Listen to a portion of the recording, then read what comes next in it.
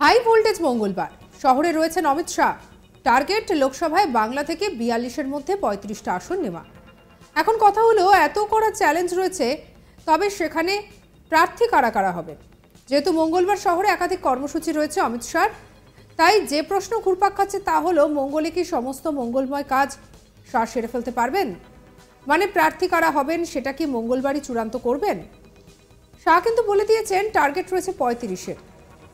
শাহর শাহী টাস্ককে সামলাতে কি বঙ্গ বিজেপি প্রস্তুত, সেই নিয়ে এক দফা আলোচনা রয়েছে মঙ্গলবার। এই নিয়ে কোর কমিটির সঙ্গে বৈঠকও রয়েছে শাহ এবং নাড্ডার। তবে এই পরিস্থিতিতে বিজেপির ঘরোয়া দ্বন্দ্ব কিন্তু মাথা ব্যথার বড় কারণ হয়ে দাঁড়াচ্ছে। তাই সূত্র বলছে, সংগঠনকে শক্তিশালী করতে বার্তা দিতে পারেন অমিত শাহ। একই সঙ্গে আগামী দিনে আন্দোলনের রূপরেখা কি হবে সেটাও চূড়ান্ত করে দিতে পারেন অমিত শাহ। গত লোকসভা নির্বাচনে বাংলায় বিজেপির ঝুলিতে গিয়েছিল 18টি আসন। তবে কানাঘুষো শোনা যাচ্ছে, অনেক কেন্দ্রেই সাংসদদের জনপ্রিয়তা অনেকটাই কমে গিয়েছে, আর এই জায়গায় নতুন প্রার্থী দেওয়াও হতে পারে। পাশাপাশি মহিলা বিধায়কদের প্রার্থী করা হতে পারে। নতুন বছরে রয়েছে লোকসভা নির্বাচন, আর তাই নভেম্বরের পর ডিসেম্বরেও একইভাবে কলকাতায় এলেন অমিত শাহ।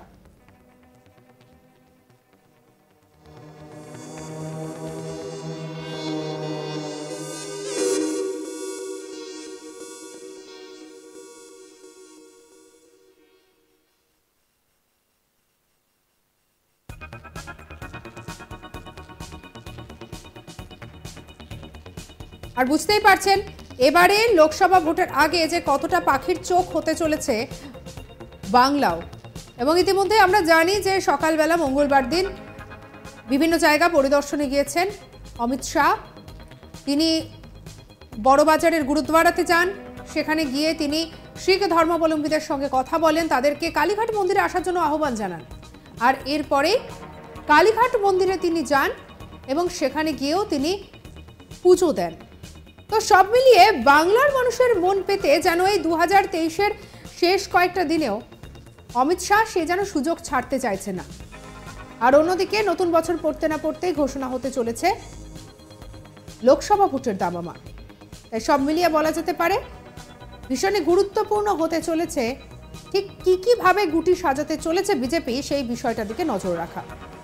আর অন্যদিকে বিজেপি বনাম জোট সরকারের এই যে লড়াই, সেই লড়াইও ঠিক কোন দিকে গতি পায় সেটাও অবশ্যই লক্ষণীয়। এই সমস্ত কিছু নিয়ে ঠিক কি জানা যাচ্ছে আমাদের কালিক সুজয়ের প্রতিবেদন দেখাবো আপনাদের। সেই পাঁচতারা হোটেলে একটি কোর গ্রুপের বিশেষ মিটিং আছে। মনে করা হচ্ছে সেই বৈঠকে বিজেপি রাজ্য সভাপতি সুকান্ত মজুমদার, বিরোধী দলনেতা শুভেন্দু অধিকারী সহ বিজেপির কোর টিমের সকল সদস্যদের সঙ্গে তিনি বৈঠক করবেন। মূলত লোকসভা নির্বাচনের যে প্রচার সেইটা শুরু করতে চাইছে রাজ্যে, এবং লোকসভা ভোটের প্রস্তুতি সেটা শুরু করতে চাইছে।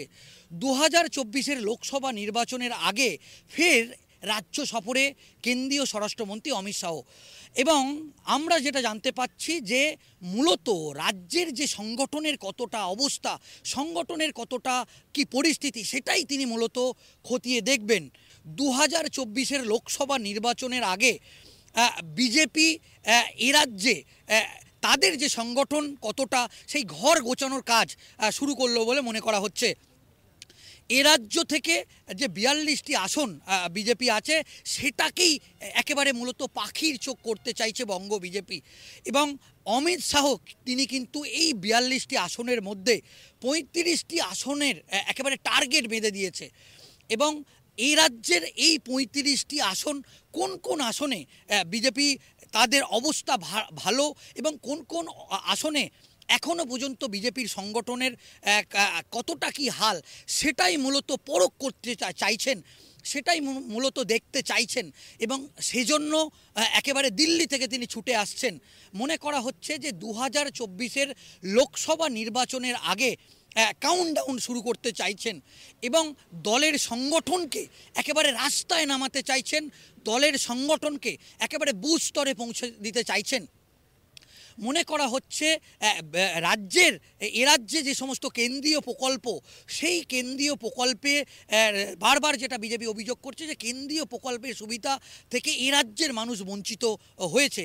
একেবারে তিনি দিল্লি থেকে হিসেব নিয়ে আসছেন এ রাজ্যে, সেই হিসেবেও ফের একবার শুভেন্দু অধিকারী সুকান্ত মজুমদারের হাতে তুলে দেবেন।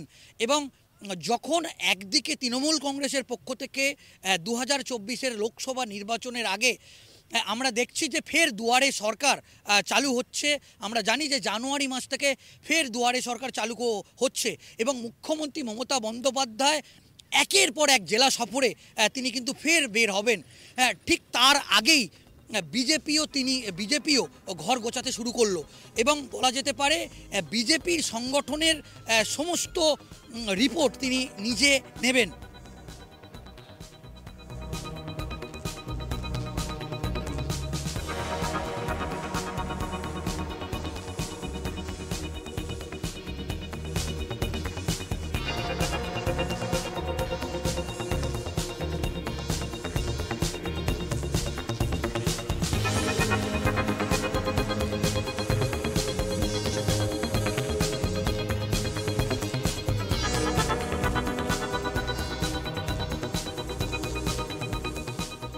মঙ্গলবার সকাল থেকেই যেন একেবারে টান টান উন্মাদনা। বিশেষ করে বিজেপির অন্দরের ছবিটা অনেকটাই আলাদা, কারণ শহরে রয়েছেন অমিত শাহ। টার্গেট লোকসভায় বাংলা থেকে 42-এর মধ্যে 35টা আসন নেওয়া। আর এসবের মধ্যেই সেটার যে ঠিক কতটা বড় চ্যালেঞ্জ সেটা সবাই জানে, কারণ লাস্ট বিধানসভা ভোটের যে ফলাফল, তারপরে বিজেপির কাছে বাংলায় ভালো ফল করাটা একটা বড় চ্যালেঞ্জ। মঙ্গলবার সকালে একাধিক কর্মসূচিতে যোগ দেন অমিত শাহ।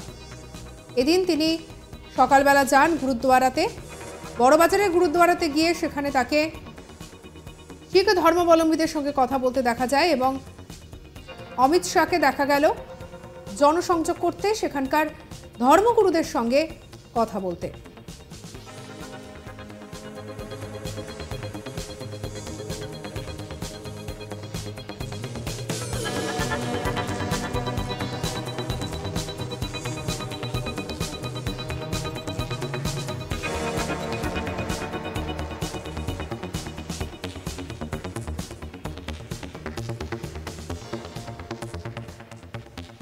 গুরুদ্বারাতে দিন যাওয়ার পরে তারপরে আবার অমিত শাহ যান কালীঘাটে। কালীঘাটে গিয়ে তিনি দেবী মাকে দর্শন করেন, সেখানে তিনি পুজো দেন।